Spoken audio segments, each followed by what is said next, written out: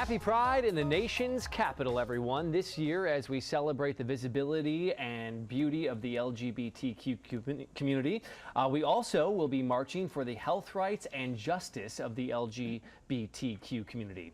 Here to talk about Pride Weekend and the Equality March for Unity are Josh Riley, Director of Community Commitment at Whitman Walker Health, and Bianca Ray, an Executive Producer of Capital Trans Pride with Capital Pride Alliance. Welcome, guys. Good morning. Great to have you here. So let's begin with you, Josh. How will Whitman Walker Health be honoring Pride this year? So we'll be celebrating in the way that we have for years, which is that we'll be marching in the Capital Pride Parade on Saturday in the afternoon, and then on Sunday we'll have a booth at the Capital Pride Festival on Pennsylvania Avenue where we'll be giving out information about our services and swag and stuff like that for folks.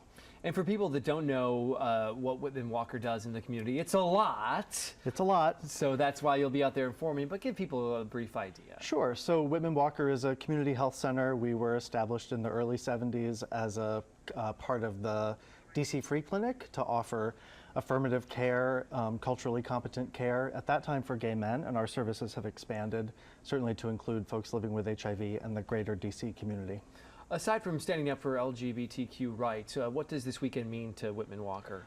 Well, it's really about the opportunity to stand up for and defend our communities and the patients that we serve. You know, whether that's a queer immigrant who is seeking our services to get asylum in the United States, or somebody living with HIV or who's insured through the Affordable Care Act. This is really not a time when we can be quiet. So we'll also be participating in the Equality March on Sunday as well.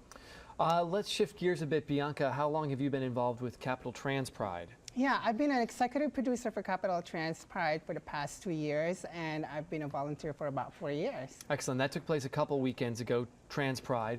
But what does this weekend mean for the transgender community, obviously taking part in this as well? Yeah, well, each Trans Pride serves like an open space for the community, and I think that's also going to be reflecting on the Pride weekend that's happening here for both the parade, the festival, and the Equality March that's happening.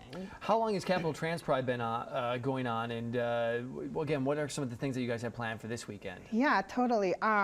This past May, Trans Pride is celebrated the 11th year for the community. It started in a small church in 2007, which is organized and founded by one of the board director member of Capital Pride Alliance, Savannah Wanzer.